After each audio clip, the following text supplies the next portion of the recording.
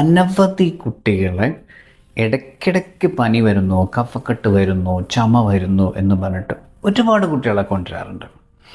ഇതിനൊരുപാട് കാരണങ്ങളും ഉണ്ടാവാം. അപ്പോൾ ഇതിന് ഏറ്റവും പ്രധാനപ്പെട്ട കാരണങ്ങളിൽ ഒന്ന് എന്താണെന്ന് വെച്ചാൽ രക്ഷിതാക്കളാണ് ഇതിൻ്റെ ഏറ്റവും വലിയ പ്രശ്നക്കാർ.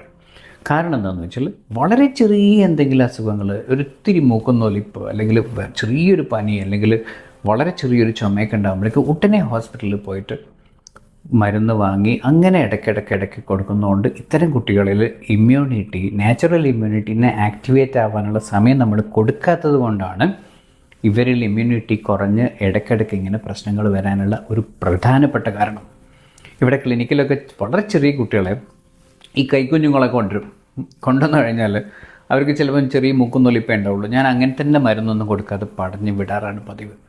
ഇപ്പോൾ ഇത്തരം കാര്യങ്ങൾ നമ്മൾ ശ്രദ്ധിച്ചിട്ടില്ലെങ്കിൽ നമ്മുടെ അടുത്ത തലമുറ നമ്മളൊരു ഇമ്മ്യൂണിറ്റി കുറഞ്ഞ് എപ്പോഴും അസുഖം വരുന്ന ഒരു തലമുറയായിട്ട് മാറാനുള്ള സാധ്യതയുണ്ട്. അതുകൊണ്ട് എല്ലാ രക്ഷിതാക്കളും വളരെ ചെറിയ കാര്യങ്ങൾക്ക് മരുന്ന് കൊടുക്കാതെ ഒന്ന് ശ്രദ്ധിച്ചിട്ടുണ്ടെങ്കിൽ ഇതൊരു പരിധിവരെ നമുക്ക് നിയന്ത്രിക്കാൻ പറ്റും.